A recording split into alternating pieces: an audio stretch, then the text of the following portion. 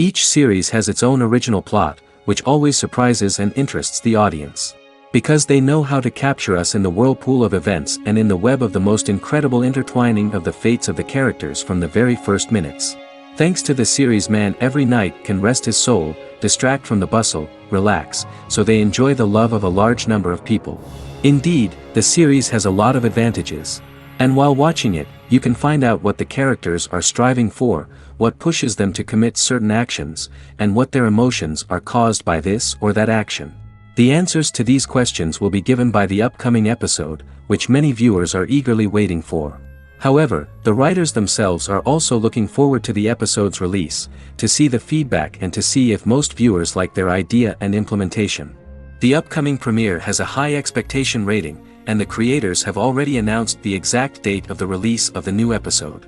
The show of the episode should be expected on January 10th. All viewers are now in suspense and waiting for the soonest release of the series. What awaits the characters, and what tests will fall to their lot? No doubt the series will not leave anyone indifferent. We can only speculate and theorize, and hope that all this will end with a happy ending for all our favorite characters. And to brighten up our anticipation for the new episode, we offer a review of other excellent and not inferior in the Heat of Passion series.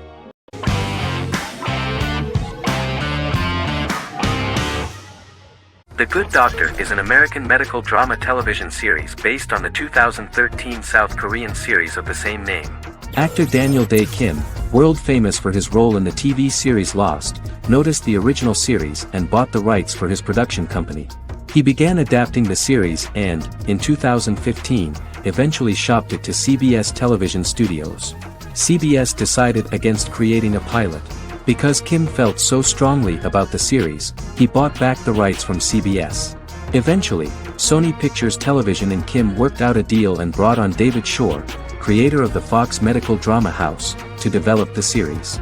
In the first episode, on the way to begin his surgical residency at San Jose Hospital, Dr. Sean Murphy witnesses an airport sign fall and shatter glass onto a young boy.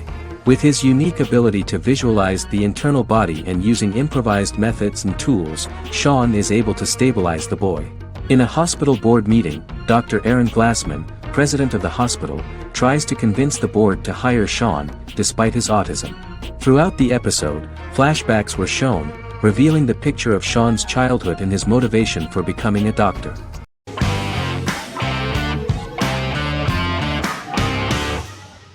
Scrubs is an American medical comedy drama television series created by Bill Lawrence that aired from 2001 to 2010 on NBC and later ABC. The series follows the lives of employees at the fictional Sacred Heart Hospital, which is a teaching hospital. The title is a play on surgical scrubs and a term for a low-ranking person because at the beginning of the series, most of the main characters are medical interns. The series was noted for its fast-paced slapstick and surreal vignettes presented mostly as the daydreams of the central character, John Dorian, played by Zach Braff. The main cast for all but its last season consisted of Braff, Sarah Chulke, Donald Faison, Neil Flynn, Ken Jenkins, John C. McGinley, and Judy Reyes. Scrubs focuses on the unique point of view of its main character and narrator, Dr. John Michael Dorian for the first 8 seasons, with season 9 being narrated by the new main character Lucy Bennett. Most episodes feature multiple storylines thematically linked by voiceovers done by Braff, as well as the comical daydreams of JD. Almost every episode title for the first 8 seasons begins with the word my. Bill Lawrence says this is because each episode is Dr. John Dorian writing in his diary. For the first 8 seasons, the series featured 7 main cast members, with numerous other characters recurring throughout the course of the series. Starting with the 9th season, many of the original cast left as regular characters, while 4 new additions were made to the main cast. The first season introduces John Michael Dorian and his best friend Christopher Turk in their first year out of medical school as interns at Sacred Heart Hospital. JD meets his reluctant mentor Perry Cox, an attractive female intern named Elliot, on whom he develops a crush. The hospital's janitor, who goes out of his way to make JD's life difficult. Chief of Medicine Dr. Bob Kelso, who is more concerned about the budget than the patients. And Carla Espinoza, the head nurse who eventually becomes Turk's girlfriend. The characters face romance and relationship issues, family obligations, overwhelming paperwork, long shifts, dealing with death of patients, and conflicting pressures from senior doctors.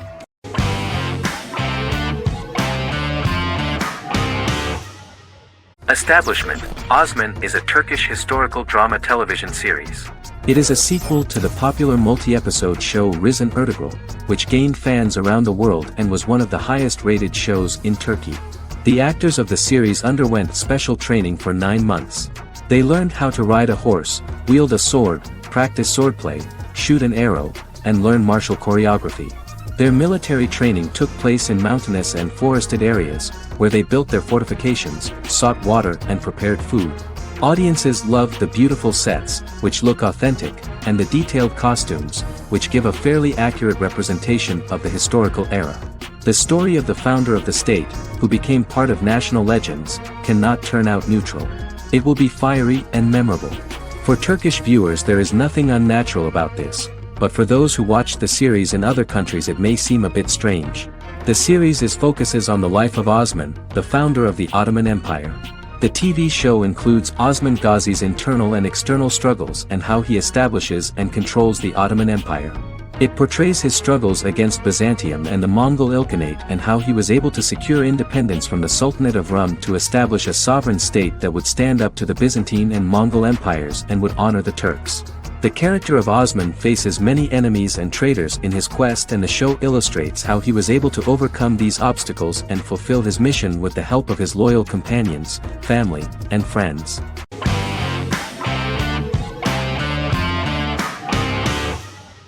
Black Mirror is a British anthology television series created by Charlie Brooker. Individual episodes explore a diversity of genres, but most are set in near-future dystopias utilizing a science fiction technology, a type of speculative fiction. The series is based on the Twilight Zone and uses technology to comment on contemporary social issues. As Black Mirror is an anthology series, each episode is standalone and can be watched in any order. The majority of episodes are set in dystopian near futures with novel technologies that exaggerate a trait from contemporary culture, often the internet. Black Mirror can be seen to demonstrate a negative view of unending pursuit of scientific and technological advancement. The majority of episodes end unhappily. However, characters who carefully consider the risks of technology with which they engage are met with happy endings. The first episode received mostly positive critical reviews. Most reviewers found the episode plausible. Sims commented that every twist seems organic and every decision rational, leading the audience to overlook the insanity of the premise or any minor plot hole. The acting received a positive critical reception. Airing on December 4, 2011, the episode garnered 2.07 million viewers, according to 7-day figures from the broadcaster's Audience Research Board. It was nominated for Best Single Drama at the 2013 Broadcast Awards.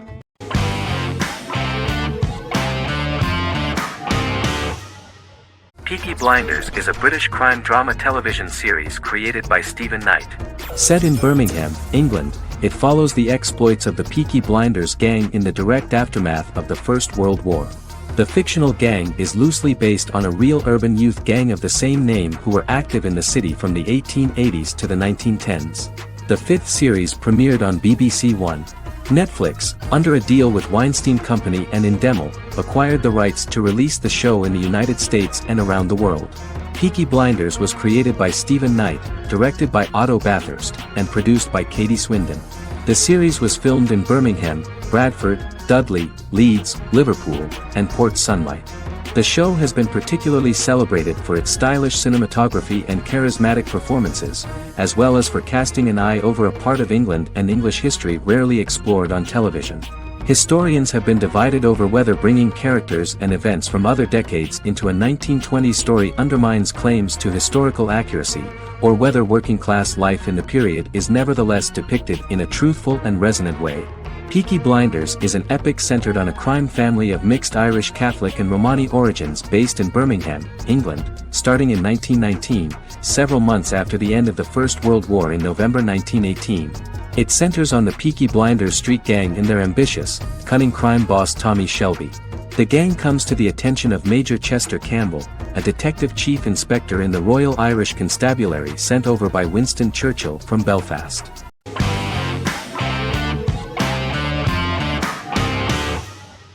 For Forever is an American fantasy crime drama television series that aired on ABC. Created by Matt Miller, it centers on the character of Dr. Henry Morgan, an immortal New York City medical examiner who uses his extensive knowledge to assist the New York City Police Department in solving crimes and to discover a way to end his immortality. Flashbacks within each episode reveal various details of Henry's life. The concept for Forever came from a conversation between series creator Matt Miller and his son about death. After the conversation, Miller began to imagine what life would be like if a person was immortal but everyone else, including that person's own children, were mortals. He created a character who viewed immortality as a curse because of the pain of seeing family and friends die and who would attempt to find a way to end his immortality. That concept informed Miller's decision to make his character a doctor-turned-medical examiner who used his occupation for research into his immortality. Another series-long story arc explored how other people learn of Henry's immortality. The first storyline in the arc was the season's second story arc, Henry's determination to learn the identity of a second immortal who knows about it. The second immortal character's morals would contrast his protagonist's morals, serving as an antagonist for the main character. Beginning with the pilot, Miller structured each episode by telling two stories in the episode. The first was a traditional procedural plotline. The second story was a flashback from Henry's past.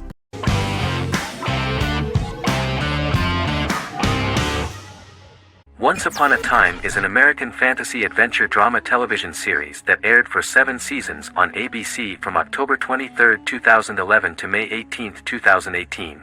The action alternates between two main settings, a fantastical world where fairy tales happen, and a fictional seaside town in Maine called Storybrooke. The real-world part of the story unfolds with the characters of Emma Swan and her 10-year-old son, Henry Mills. Henry discovers the other people of the town are fairy tale characters. The audience is shown the backstory of the town's people as fairy tale characters, in conjunction with their unfolding stories in the real world. Most of the show's characters are extracted from famous fairy tales of the Brothers Grimm and Hans Christian Andersen, popular Western literature, folklore, Arthurian legend, and Greek mythology, as well as original Disney characters from the Walt Disney Company. The core themes of the show are hope and optimism. For the first 6 seasons, the series is set in the fictional seaside town of Storybrooke, Maine, in which the residents are actually fairy tale characters that were transported to the real-world town and robbed of their memories. Adam Horowitz and Edward Kitsis conceived the show in 2004 before joining the writing staff of Lost, but wanted to wait until that series was over to focus on this project. 8 years before the Once Upon a Time pilot, Kitsis and Horowitz became inspired to write fairy tales out of a love of mystery and excitement of exploring lots of different worlds. They presented the premise to networks, but were refused because of its fantastic nature. From their time on Lost, the writers learned to look at the story in a different way, namely that character has to trump mythology.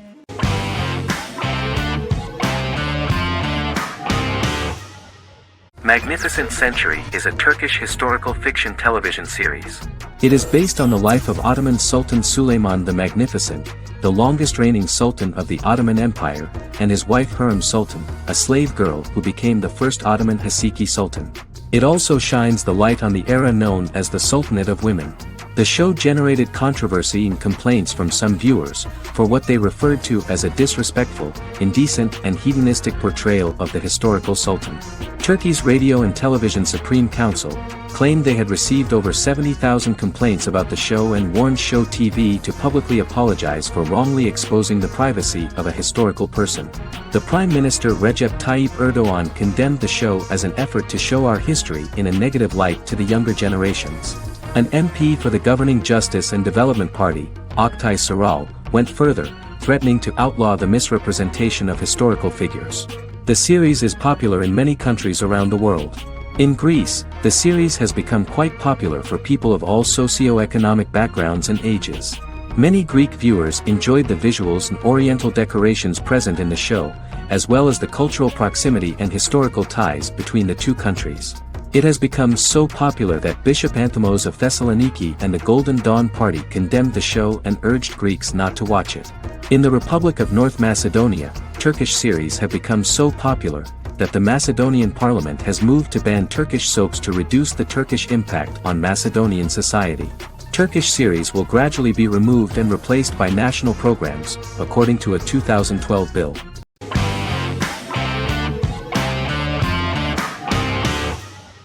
The Vampire Diaries is an American supernatural teen drama television series developed by Kevin Williamson and Julie Plec, based on the book series of the same name.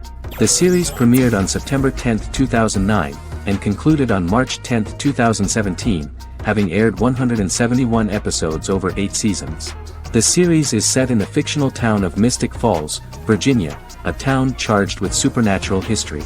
It follows the life of Elena Gilbert, a teenage girl who has just lost both parents in a car accident, as she falls in love with a 162-year-old vampire named Stefan Salvatore.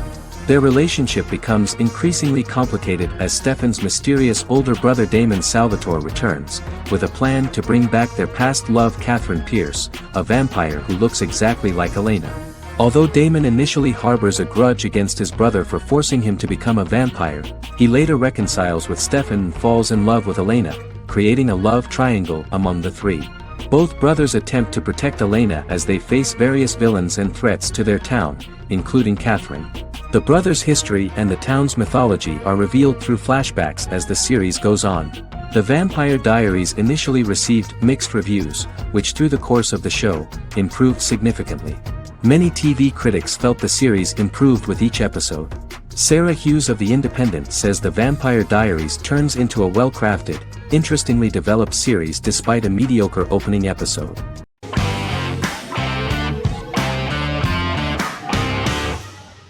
Silicon Valley is an American comedy television series.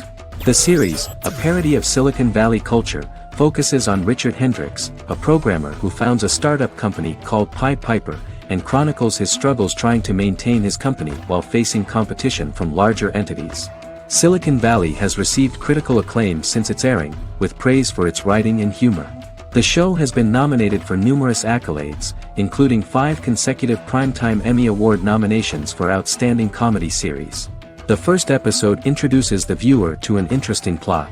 Richard Hendricks is a low-level programmer with futuristic internet giant Huoli. He is often taunted by his more successful work colleagues, and his ideas are dismissed by egotistical entrepreneur Erlich Bachman, who owns the tech development incubator where Richard lives with fellow programmers Nelson Bighetti, Bertram Guilfoyle and Dinesh Chugtai. However, when Huoli stumbles upon the music copyright service that Richard is working on, entitled Pied Piper, they discover that hidden within the useless application is the best file compression algorithm in the world, and news spreads quickly. Eventually Richard is caught between a $10 million buyout by Huoli CEO Gavin Belson, and a $200,000 investment from eccentric billionaire Peter Gregory. He must decide whether to give up his program to the highest bidder, or to take the investment and create a business out of it himself. After having a panic attack and vomiting, Richard runs into Peter's assistant Monica, who tells him that she believes in him and his idea. Richard decides to take the investment, and run the business himself. Co-creator and executive producer Mike Judge had worked in a Silicon Valley startup early in his career. In 1987, he was a programmer at Parallax, a company with about 40 employees. Judge disliked the company's culture and his colleagues and quit after less than 3 months, but the experience gave him the background to later create a show about the region's people and companies. Silicon Valley has received critical acclaim since its premiere. In January 2017, in an audience interaction by Bill Gates and Warren Buffett, Gates recounted the episode in Silicon Valley in which the protagonists try to pitch their product to various venture capitalists, saying it reminded him of his own experiences.